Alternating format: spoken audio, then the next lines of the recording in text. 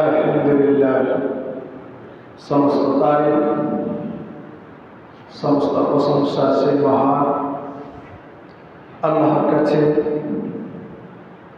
যিনি আমাদেরকে মেহেরবান করে সুস্থ রাখিয়া জুমার সালাত আদায় করার জন্য মসজিদে উপস্থিত করিয়াছেন।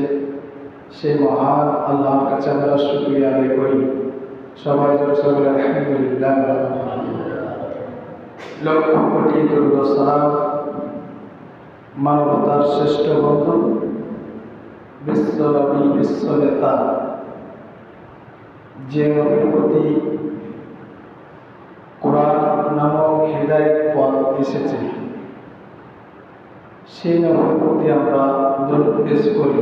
সবাই রাসূলুল্লাহ সাল্লাল্লাহু আলাইহি ওয়াসাল্লাম। আমরা পৃথিবীতে ক্ষণিকের জন্য এসেছি। আমরা সর্বপ্রথমে আমাদের দামি জিনিস কি এ পৃথিবীতে আমরা জানা আছে? বলেন তো, দামি জিনিসটা কি? সময় কি? না, সবচেয়ে হচ্ছে আমাদের দামি জিনিস হচ্ছে সময়। সবচেয়ে সবকিছু হচ্ছে সময়। আমাদের সময়, আমাদের 40 বছর, 50 বছর, 20 বছর, 30 বছর, যে যতটুকু হায়াত পেয়েছি আমরা এতটুকু পর্যন্ত, এই সময়টা আমাদের নিয়ামত দিয়েছেন আল্লাহ তাআলা। রেখেছেন, সুস্থ রেখেছে, সুন্দরভাবে আছি। এই সময়টা আমরা বেশিরভাগ অপচয় করি। এখন খেয়াল করেন কিভাবে আমরা অপচয় করি। একটু প্রশ্ন জাগে। আমরা সবসময় তো কাজের মধ্যে থাকি, বা সবসময় যে কোনো মাধ্যমে কাজের মধ্যে থাকি। এই সময়টা আমরা কীভাবে অপচয় করি? আপনার ধরেন 40 বছর বয়স।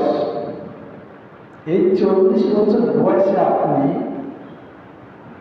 তার সময় কতদিন পর্যন্ত আপনি ক্যালকুলেটর একটু বসবেন, হিসাব করবেন কি আপনি টিভির ঘরে কত ঘন্টা ছিলেন, কত দিন ছিলেন। আপনি তাস খেলার, মদের আড্ডায়, দোকানে, আজে বাজে জায়গায় কতদিন, কত ঘন্টা সময় কাটিয়েছেন আপনি হিসাব করবেন। আবার আপনি আল্লাহর ইবাদত বাদ দিয়ে, আল্লাহ যতটুকু নির্ধারিত সময় করে দিয়েছে ইবাদত বাদ দিয়ে আপনি অপচয়, আপনি সময় ব্যয় করেছেন। এই সময়টা কতটুকু কাজে লাগাচ্ছে? আনুমানিক আমরা যদি আমাদের বয়স 40 বছর হয়, তাহলে আমাদের 30 বছর সময়টা হচ্ছে আমরা বেফায়দায়, বেকায়দায়, এমনি অযথা আমরা অপচয় করেছি সময়টাকে। বলে নিজের মধ্যে চিন্তা ভাবনা করে আমরা 30 বছর এই সময়টা এমনি বেকায়দায় অপচয় করছি। আর 10 বছর সময়টা কিছু কাজে লাগাচ্ছি, পারিবারিক সংসারে এবং আল্লাহর ইবাদত খানায়, আল্লাহর ইবাদতের আমলের দ্বারা আমরা এই 10টা বছর কাজে লাগাচ্ছি। আর 30 বছর অযথা ক্ষমায় আমরা সময় ব্যয় করে নষ্ট করে ফেলেছি। এই 40 বছর সময় আমি ভবিষ্যতে পাবো কিনা আমাদের আর গ্যারেন্টি থাকবে? বলে, তাহলে আমাদের সবচেয়ে দামি সময়। আবার খেয়াল করে, আপনি মৃত্যুর পর, আপনার মৃত্যুর পর আপনি ধরেন গুনাহগার বান্দা, আপনার গুনাহ ফায়সালা হয়ে জাহান্নাম। তখন বলবেন, হে আল্লাহ, আমাকে সময় দাও যেন আমি আরো ভালো নিক আমল কাজ করে, দান, খয়রাত, নামাজ সব কিছু নিক আমল আপনার ইবাদত করে আবার আসবো। এই সময়টা চাইব, কিচ্ছু চাইব না, এটা সময় নির্ধারণ করবেন। আবার কিয়ামতের ময়দানে আপনি দাঁড়িয়ে থেকে আহার করবেন, কখন আমার বিচার বিচারে, আমার কোনো হিসাব নিকাশের ফায়সালা হবে। এই সময়ের অপেক্ষায় থাকবে।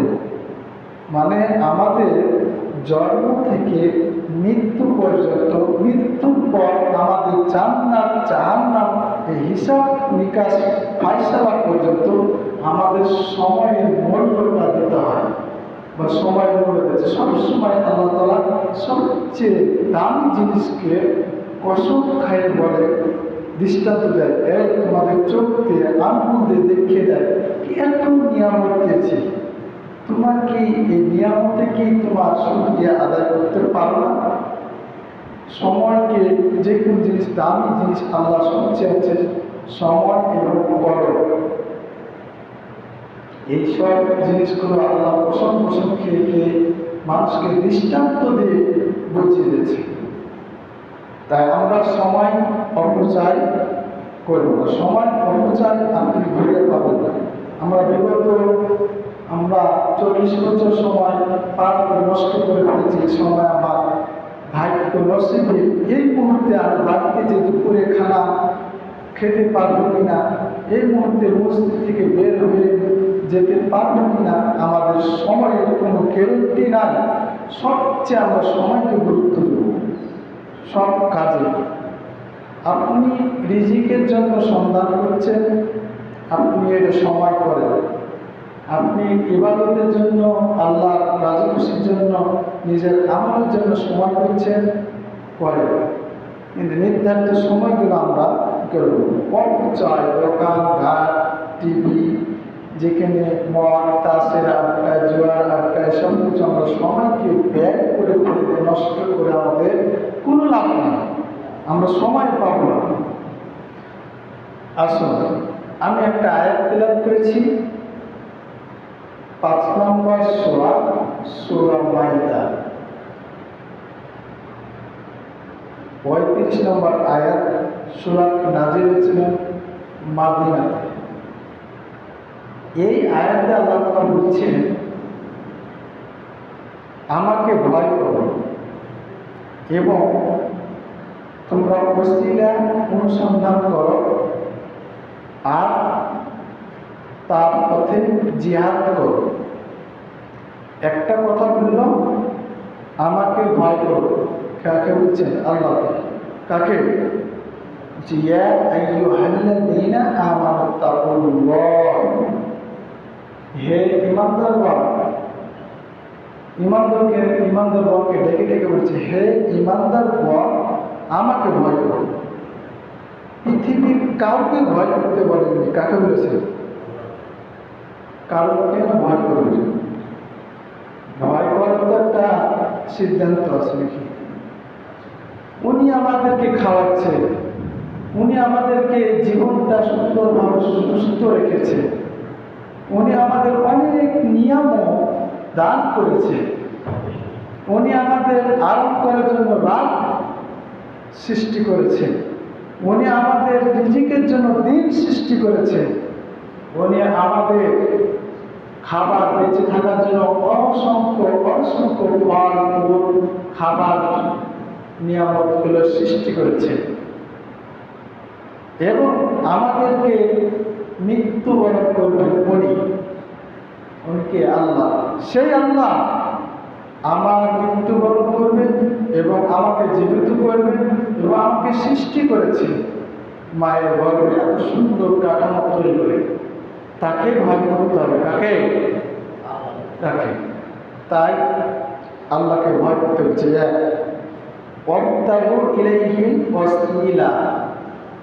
ওয়াসিলা অনুসন্ধান করো, মানে যার দ্বারা মানে আপনি সফল হতে পারবেন। ওয়াসিলা ওই জিনিসকে বোঝা হয় কি কাউরের মাধ্যম দিয়ে একটা কাজ উদ্ধার হয়, এই ওয়াসিলা। এখন আমি একটু আগে দৃষ্টান্ত দিলাম, আমরা সময়কে অপচয় করি, গুণাগার হয়েছে, বান্দা হয়েছে। আমরা গুণা করতে করতে এত গুণা করেছি, আমরা ওই গুণা হিসাব দিলে আমরা হিসাবে কল্পনার বাইরে চলে যাব, আমার সওয়াব জিরো। তাই এই গুণা মাফ করার জন্য আমাদেরকে ওসিলা অনুসন্ধান করতে হবে, এই কথাটা এখানে বোঝাচ্ছে। আর বলছেন ওয়াজাহিদু ফি সাবিলিল্লাহ, আল্লাহর পথে জিহাদ করো। কার পথে? এই তিনটা এখানে শিক্ষা নেওয়া আছে। এক, আমরা জানি আল্লাহকে কীভাবে ভয় করি, অনেক ভয় সম্পর্কে, তাকওয়া সম্পর্কে আমরা আলোচনা শুনেছি। এবং জিহাদ কীভাবে করতে হবে আল্লাহর পথে আমরা জানি না। আমরা আজকের আলোচনাটা মূল ভিত্তিক শিক্ষা নেওয়া আলোচনা আমরা শুনব। বিষয় হচ্ছে ওসিলা। আমরা চলে যাই ওসিলা খুঁজতে মাজারে, চলে যায় মরা মানুষের কাছে, চলে যায় বীর সাহেবের কাছে। এই অনেক যেগুলা যার মাধ্যমে কোনো কাজেই আসবে না, তার মাধ্যমে আমরা ওসিলা খুঁজতে যাই।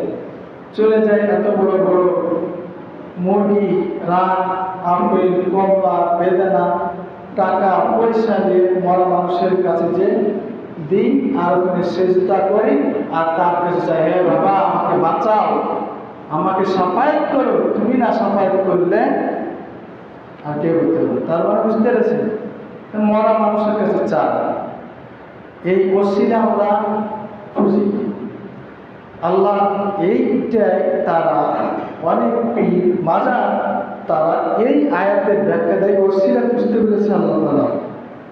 আল্লাহকে তো ভয় করি আমরা, ওসিলা কিন্তু মাজারের মাধ্যম দিয়ে, অনেক পীর সাধু, অনেক বলিয়া আওলাদের মাধ্যম দিয়ে আমরা ওসিলা করে তাদের কাছে টাকা পয়সা, দান সৎকার, চাল ডাল, এই মুরগি পোলাও সব কিছু করে তাদের কাছে যদি চাই, তাহলে আমরা মাফ করবো, সাফায়াত করবো। আসলে কি তাই? এখানে অনেক তাফসীরকারক ব্যাখ্যা করেছেন এই ওসিলা। ইবনে কাসির বলেন, ইবনে মাযহারি বলেন, যে কোনো তাফসীর করে দেখবেন ওসিলাটা কি।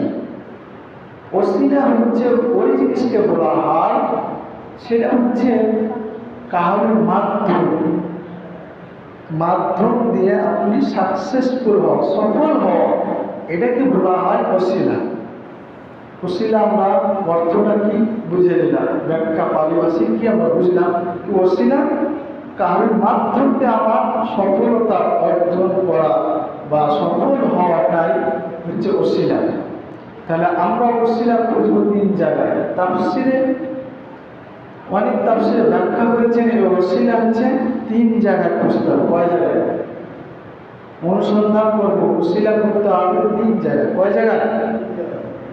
এক নাম্বার, ভালো করে মনোযোগ দিয়ে শুনে, এক নাম্বার হচ্ছে ওসিলা হচ্ছে শুধুমাত্র আল্লাহর নামে ওসিলা দেওয়া যায়। কার নামে? এক নাম্বার আল্লাহর নামে ওসিলা দেওয়া যায়। আল্লাহর অনেক নাম আছে, আল্লাহ অনেক নাম আছে, সেটা আমরা জানি না। তাই আল্লাহর অনেক নাম আছে, যেরকম আর রহমান, ইয়া রহিম, ইয়া কারিম, ইয়া সত্তার, ইয়া জব্বার, ইয়া খালিক, এরকম অনেক নাম আছে না? আমরা এই নামের মাধ্যম দিয়ে চাইব আল্লাহ, এই নামের মাধ্যম দিয়ে ওসিলা দেব। ইয়া রহিম, ইয়া জব্বার, ইয়া খালিক, ইয়া বারি, এইভাবে আমরা ওসিলা দেব। কার? আল্লাহ নামে ছাড়া ওসিলা কাউরি দুনিয়ার কোনো ব্যক্তি, নবী রাসূলকেও এরকম পাওয়ার দেওয়া হয় কি নবীর নামেও ওসিলা দেওয়া পাওয়ার দেওয়া হয় না, এভাবে কোনো নাই। তাহলে আমরা আল্লাহর নামে ওসিলা দেবো। আল্লাহ বলছেন দেখি, আল্লাহ তাআলার অনেক সুন্দর সুন্দর নাম আছে, অনেক সুন্দর সুন্দর নাম আছে। আল্লাহ তাআলা বলছেন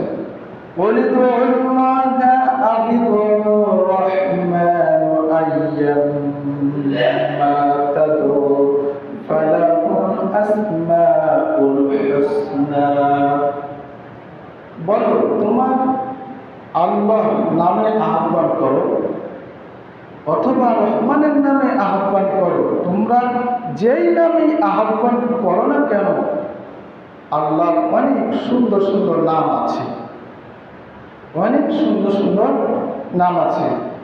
তাই এই সুন্দর নামগুলোতে আল্লাহকে ডাকতে হবে। এ আল্লাহর নাম দিয়ে ওসিলা দিতে হবে।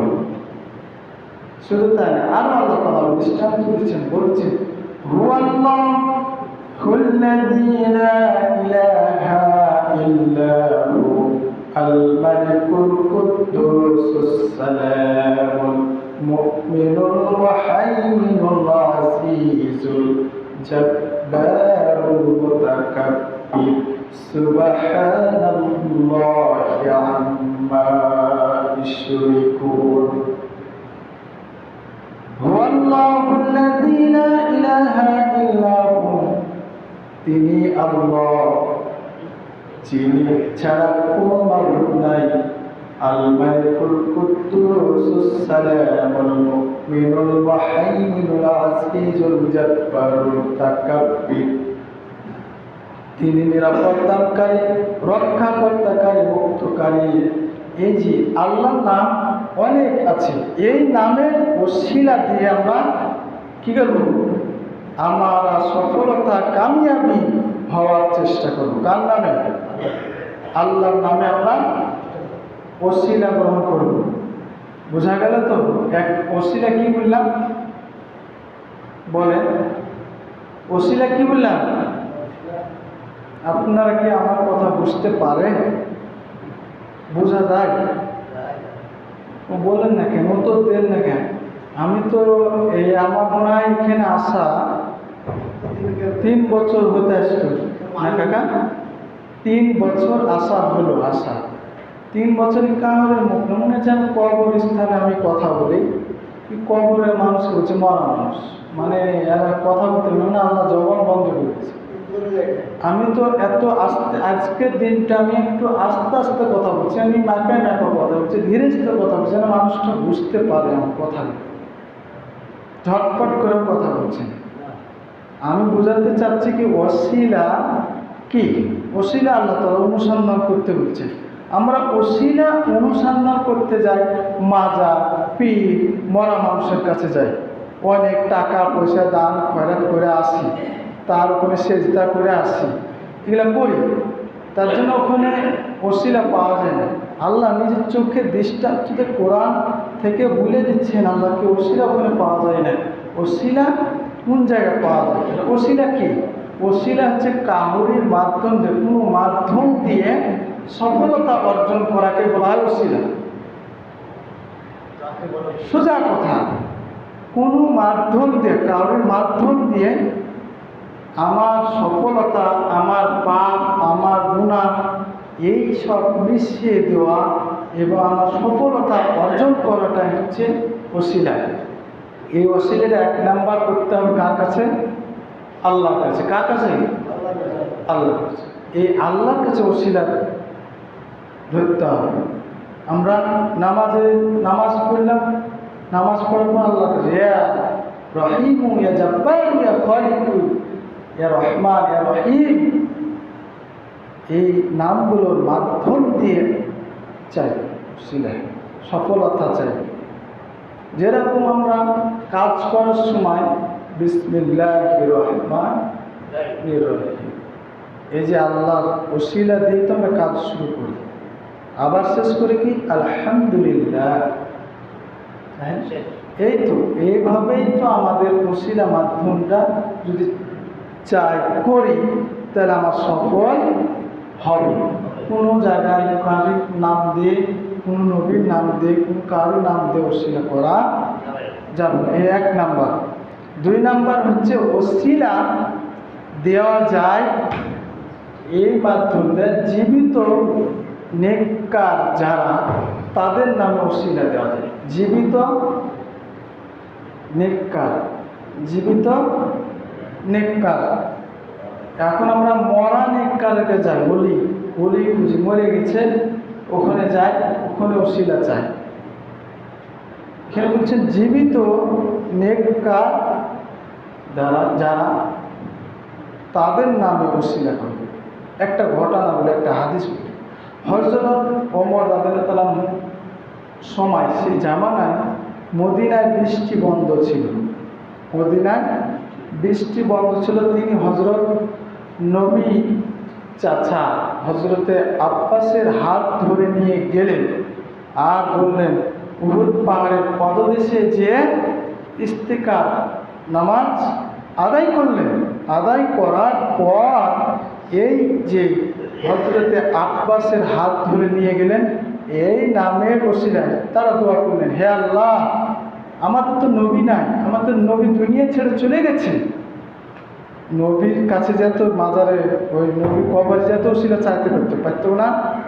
এখানে বোঝাচ্ছে এই কথাটার দ্বারাই জীবিত নেককার বান্দার দ্বারাই করেছে। নেককার বান্দা যাদের নেক আমল, তাদের ঈমান আমল ভালো, তাদের দ্বারাই ওসিলা করা যায় জীবিত। তো এখানে রব্বুল আলামিনের কাছে দোয়া করছে, হে আল্লাহ, আমাদের তো নবী নাই, তোমার চাচা হযরতে আব্বাস ওসিলায় আমাদের বৃষ্টি বর্ষণ করে দাও। তাহলে এই জীবিত নেককার যারা, তাদের নামে ওসিলা দিয়ে আপনি সফলতা অর্জন করতে পারবেন। এই হাদিসের দ্বারা প্রমাণ পাওয়া যায়। তাহলে আমরা জীবিত যারা নেককার, তাদের দ্বারা আমরা ওসিলা করব। এক নম্বর কি বললাম? এক নম্বর হচ্ছে আল্লাহর নামের দ্বারা, আর দুই নম্বর যারা জীবিত, তাদের দ্বারা কী করব? ওসিলা করব। এই দুই। তিন নাম্বার আমি বললাম ওসিলা তিনটা স্থানে। অনেক তাফসীর, অনেক কারক তারা ব্যাখ্যা করেছেন, তারা শিক্ষণীয় এই পোস্টটা আমাদেরকে মেসেজ দিয়েছে, সেটা আমরা করব। তাহলে তিন নাম্বার ওসিলা হচ্ছে আপনার জীবনে, আপনার জীবনে অনেক, যেটা সবচেয়ে আপনি এমন একটা নেক কাজ করেছেন আল্লাহর ভয়ে, আল্লাহর সন্তুষ্টির জন্য আপনি নেক কাজ করেছেন, ওই নেক কাজের ওসিলা দিয়ে আপনি আল্লাহর কাছে কি ক্ষমা, প্রার্থনা, সফলতা অর্জন করতে পারবেন। বুঝতে পারলেন আমার কথাটা?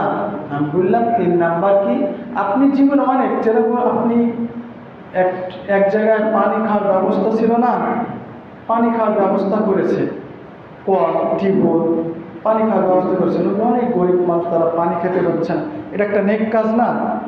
এই নেক কাজের ওসিলা দ্বারাই আপনি কি আল্লাহ, হে আল্লাহ, আমি অমুক জায়গায় একটা নেক কাজ করেছি, কল, তাদের পানি খাওয়ার ব্যবস্থা ছিল না, আমি পানির ব্যবস্থা করেছি। ওইটা যদি আপনি পছন্দ করে থাকেন, ওই কাজটা যদি আপনি সন্তুষ্টি করে থাকেন, ওর ওসিলায় আমার গুনাহ, আমার অপরাধ, আমার সফলতা আপনি সেটা আমাকে করে দেন। এইভাবে ওসিলা কার কাছে চাইতে হবে? আল্লাহর কাছে। তাহলে আপনাকে আপনার নেক কাজের যেটা সবচেয়ে গুরুত্বপূর্ণ, একটা হাদিস আমি একটা বর্ণনা দিই, তাহলে বুঝতে পারবেন। একটা ছোট্ট হাদিস বর্ণনা দিই। সেই জামানায় আল্লাহ রাসূল সাল্লাল্লাহু আলাইহি সাল্লাম তিনজন ব্যক্তির, কয়জন? তিনজন ব্যক্তির কি ঘটনা শোনায়। হঠাৎ বন্ধ হলে কারেন্ট চলে যাওয়ার পর কারেন্ট চলে এলে তো আইপিএস চলবে, আইপিএসও বন্ধ। তিনজন ঘটনার আমি একটা ঘটনা শোনাই। তিনজন বনি ইসরাইলের সে সময় যুবকেরা এক জায়গায় সফর করার জন্য বের হয়েছিল, এক জায়গায় সফল হওয়ার জন্য বের হয়েছিল। যেই জায়গায় সফল হওয়ার জন্য যেতে যেতে যেতে এক জায়গায় পাহাড়ের গুহায় তাদের সন্ধ্যা লেগেছে, অন্ধকার, কাল চুকচুকে অন্ধকার, রাত্রি হয়ে গেছে।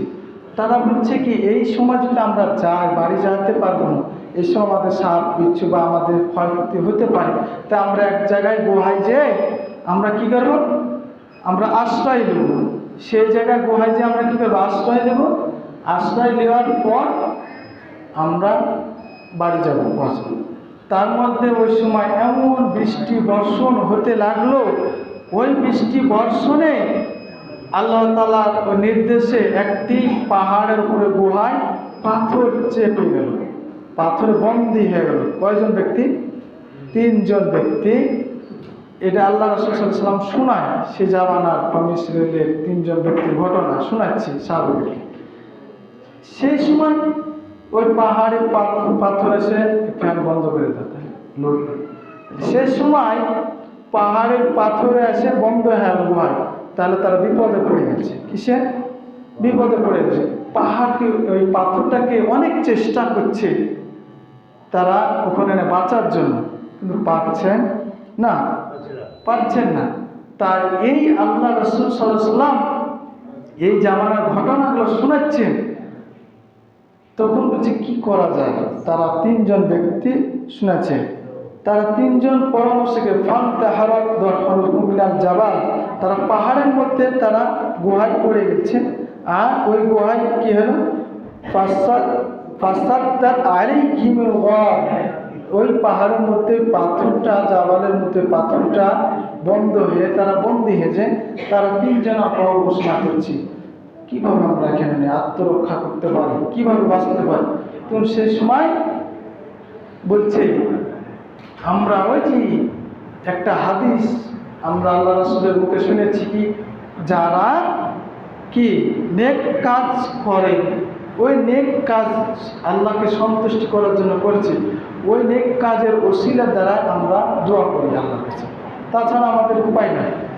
এই দোয়া করছেন, একজন ব্যক্তি দোয়া করছে, হে আল্লাহ, আমি এক জায়গায় এমন একটা কাজ করেছি, আল্লাহর কাছে দোয়া করছেন তারা, এমন একটা কাজ করেছি, আমার একটা চাচাতো বোন ছিল, কি ছিল, চাচাতো বোন ছিল, তাকে আমাকে দেখতে সুন্দর লাগতো, তার জন্য আমার খারাপ কাজে লিপ্ত হওয়ার জন্য খুবই আশ্রয়িত হতো, আকাঙ্ক্ষা হতো।